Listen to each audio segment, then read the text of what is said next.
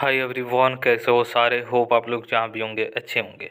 आज की इस वीडियो में हम लोग बात करने वाले हैं जेएनयू के बारे में, यानी जवाहरलाल नेहरू यूनिवर्सिटी जो दिल्ली में है, उनके बारे में हम लोग बात करने वाले हैं। और यहाँ पे अंडर ग्रेजुएट एडमिशन से रिलेटेड हम लोग बात करेंगे कि यहाँ पे एडमिशन प्रोसेस कैसे होता है, यहाँ पे कैसे आप एडमिशन ले सकते हो अगर आपको यूजी कोर्सेज़ में एडमिशन लेना है तो। ठीक है, इस वीडियो के अंदर में हम लोग लिस्ट ऑफ कोर्सेज़ के बारे में जानेंगे जो under graduate courses JNU offer करती है। ठीक है, उसके बाद हम लोग कोर्सेज़ का एलिजिबिलिटी क्राइटेरिया से रिलेटेड जानेंगे कि कोर्सेज़ का जो एलिजिबिलिटी क्राइटेरिया है वो क्या है, क्योंकि काफ़ी मेन चीज़ हो जाती है आपको एलिजिबिलिटी क्राइटेरिया को फुलफ़िल करना। उसके बाद कोर्सेज़ वाइज फ़ीस स्ट्रक्चर को जानेंगे कि आपको फ़ीस कितना देना होगा अगर आपका यहाँ पे एडमिशन हो जाता है तो। काफ़ी अच्छी इंस्टीट्यूट है, काफ़ी प्रीमियर इंस्टीट्यूट है, तो यहाँ पे एडमिशन लेना सबका सपना होता है। तो आइए हम लोग प्रॉपर इन्फॉर्मेशन को समझ लेते हैं, ताकि आप अगर एडमिशन लेने वाले हो यहाँ पे तो क्या क्या चीज़ों को आपको फॉलो करना है और आप यहाँ पे कैसे एडमिशन ले सकते हो।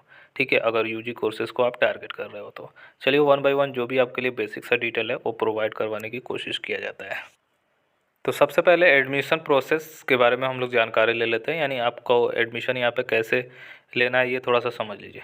सबसे पहली बात, अगर आपको यहाँ पे एडमिशन लेना है तो टोटली आपका यहाँ पे एडमिशन सीयूईटी के बेसिस पे होता है, यानी कॉमन यूनिवर्सिटी एंट्रेंस टेस्ट के अकॉर्डिंग ही आपका एडमिशन होगा। यानी आपको सिंपली इनका जो रिक्वायरमेंट होगा, जो भी आप इनका डोमेन, जो भी आप इनका जो भी पेपर होगा वो रिक्वायरमेंट होगा, वो जब ब्रोशर रिलीज़ करते हैं ना तो उसमें बता देंगे कि ये आप डोमेन लोगे तो आप यहाँ पे एलिजिबल हो सकते हो। हर कोर्सेज़ के लिए अलग रहेगा। ठीक है, तो जब प्रॉपर आ जाएगा ना जो इस साल का, तो मैं बता दूंगा आपके लिए।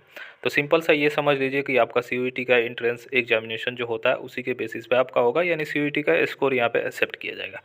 उसके बाद क्या होगा कि आपको रजिस्ट्रेशन करना होता है जेएनयू के जो भी एडमिशन काउंसलिंग पोर्टल पे आपको रजिस्ट्रेशन करना होगा। हर कोर्सेज़ के लिए आपको अलग अलग रजिस्ट्रेशन करना होता है। ठीक है, यानी आपको मान लीजिए कोई भी कोर्सेज़ के लिए एडमिशन लेना है तो यहाँ पे तो आपको काउंसलिंग में पार्टिसिपेट करना पड़ेगा। यहाँ पे भी आपको as a application fees submit करना पड़ेगा, तभी आप काउंसलिंग में बने रह सकते हो।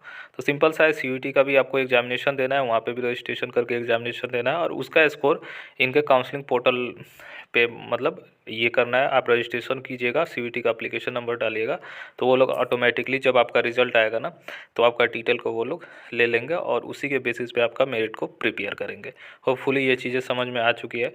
अब हम लोग चलते हैं जो कोर्सेस है, जो यूजी कोर्सेस है जो ऑफ़र करती है जेएनयू, उसके बारे में थोड़ा सा समझ लेते हैं।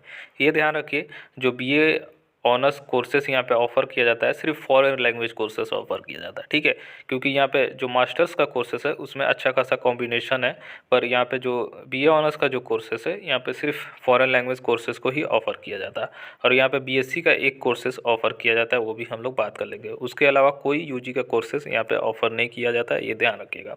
अब बीए ऑनर्स का सबसे पहले बात कर लेते हैं। तो बीए ऑनर्स में आपको कौन कौन सा मिलेगा कोर्सेस, ये देख लीजिए। BA honours Persian, BA honours Festo, BA honours Arabic, BA honours Japanese, BA honours Korean, BA honours Chinese, BA honours German, BA honours Russian, BA honours Spanish, BA honours French. ये courses है जो BA honours foreign language में offer किया जाता है। इसी में आप एडमिशन ले सकते हो। जब आपका ब्रोशर रिलीज होगा तो उसमें वो लोग बता देंगे कि कौन सा पेपर आप लोगे सीयूईटी में, तब आप एलिजिबल होगे, उसी के स्कोर पे आपका एडमिशन होगा। ठीक है, यहाँ तक क्लियर हो चुका है। हम लोग चलते हैं बीएससी के कोर्सेज़ के बारे में जान लेते हैं। वहाँ पे सिर्फ एक ही कोर्सेस है, वो हम लोग देख लेते हैं। आपके सामने दिख रहा होगा बीएससी ऑनर्स जो कोर्सेस है, एक ही कोर्स है जो आयुर्वेदा बायोलॉजी है। बीएससी ऑनर्स आयुर्वेदा बायोलॉजी है। ठीक है, सिर्फ एक ही कोर्स है, इसके अलावा कोई कोर्सेस यहाँ पे ऑफ़र नहीं किया जाता। अब हम लोग एलिजिबिलिटी क्राइटेरिया पे बात कर लेते हैं। बीए ऑनर्स फॉरेन लैंग्वेज के जितने भी कोर्सेस है और बीएससी ऑनर्स आयुर्वेदा बायोलॉजी का जो भी है, उनका एलिजिबिलिटी क्राइटेरिया को हम लोग थोड़ा सा समझ लेते हैं। ठीक है, तो सबसे पहले बीएससी प्रोग्राम का जो कोर्सेस है इन आयुर्वेदा बायोलॉजी, ये थोड़ा सा समझ लीजिए एलिजिबिलिटी क्राइटेरिया। हम डायरेक्ट ब्रोशर पे ही आ चुके हैं। ठीक है, लास्ट ईयर का ब्रोशर है, तो होपफुली जो ब्रोशर होगा ना इस साल भी सेम ही एलिजिबिलिटी रहता है, कोई चेंजेस नहीं होता है। ठीक है, अब देख लीजिए, इन्होंने ये बोला एटलीस्ट सीनियर स्कूल सर्टिफिकेट 10+2 और an examination recognise as equivalent there to with a minimum of 45% marks in aggregate. तो सिंपल सा है कि 10+2 में आपको जो आप एग्जामिनेशन दिए हो, जो भी बोर्ड का पेपर आपने दिया है, तो उसमें 45% आपका एग्रीगेट रहना चाहिए परसेंटेज, तो आप एलिजिबल यहाँ पे हो जाते हो। ठीक है, वो बीएससी प्रोग्राम इन आयुर्वेदा बायोलॉजी का समझ में आ चुका है। अब हम लोग चलते हैं बीए BA ऑनर्स का जो भी फॉरेन लैंग्वेज के उनका एलिजिबिलिटी क्राइटेरिया को समझ लेते हैं। तो मैंने अलग इनका एलिजिबिलिटी क्राइटेरिया को नोट करके रख लिया है ताकि आपको अच्छे से समझा पाऊँ, क्योंकि ब्रोशर में सबका अलग अलग दिया गया है पर सबका सेम है, ठीक है। तो अलग अलग बताने से अच्छा है एक ही आपको बता दिया जाए, तो इसलिए स्लाइड में आपको रख दिया, ठीक है। आप देख सकते हो any stream of class 12 student can apply, वो अप्लाई कर सकते हैं कोई भी स्ट्रीम से अगर आप बिलोंग करते हो।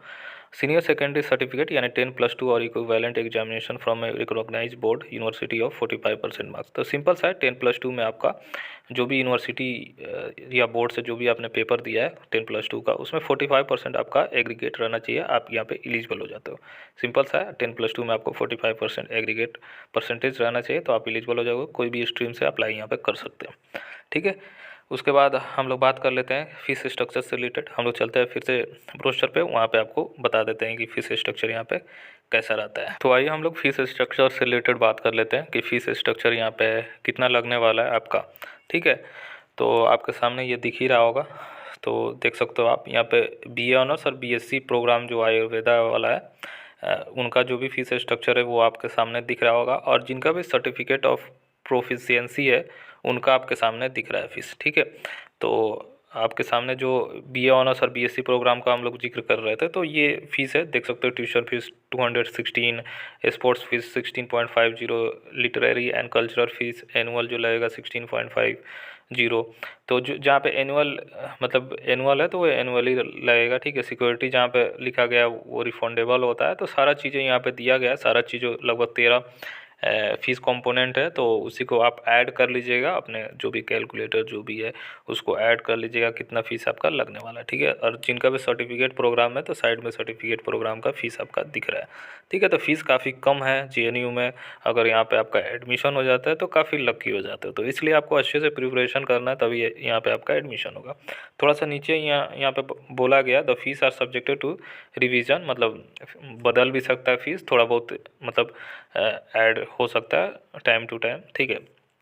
अब यहाँ पे बोला गया to be paid at the time of enrolment in the university, ये एडमिशन मतलब इनरोलमेंट जब होगा ना तो यूनिवर्सिटी का तब आपको जमा करना होगा, और आपको 2 इंस्टॉलमेंट में to be realised in 2 instalment, तो आपको 2 इंस्टॉलमेंट में आपको मतलब उन्होंने बोला है देने के लिए।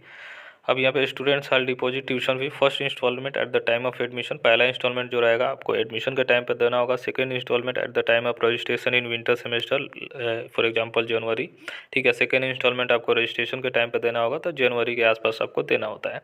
फिर annual fees shall be paid at the commencement of each academic year, तो आपको एनुअल फीस जो रहेगा वो जो भी एकेडमिक ईयर चालू होने से पहले आपको जमा करना पड़ता है। तो कुछ ऐसा आपका रहने वाला है, बाकी फ़ीस काफ़ी कम है।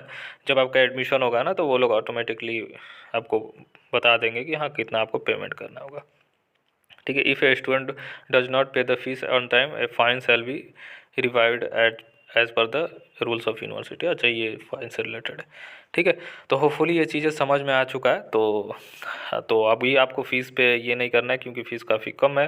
बाकी अभी आपको ध्यान देना है एडमिशन पे, ठीक है। तो आपको प्रिपरेशन उसी लेवल पे करना है और अच्छे से प्रिपरेशन करना है ताकि आपको यहाँ पे एडमिशन मिल पाए। और अगर आपको यहाँ पे एडमिशन मिल पाता है तो अगेन मैं बोल रहा हूँ कि काफ़ी लकी हो कि यहाँ पे एडमिशन मिल जाता है, एक प्रीमियर इंस्टीट्यूट है, तो काफ़ी बड़ी बात हो जाती है, ठीक है। तो होपफुली ये चीज़ें समझ में आ चुका है। जहाँ पे भी अगर कन्फ्यूजन हो तो आप हमें ज़रूर कमेंट करके पूछ सकते हो। जितना मुझे समझ में आया, जितना मैंने एक्सप्लोर किया, मैंने सारा चीज़ें आपके सामने बता दिया है, ठीक है। फिर भी कोई समस्या हो तो कोशिश रहेगी कि फिर से आपको अच्छे से समझाया जाए, ठीक है। तो चलिए, बाय ऑल ऑफ यू, फिर मिलते हैं अलग वीडियो के साथ। तब तक के लिए ख्याल रखिए अपना।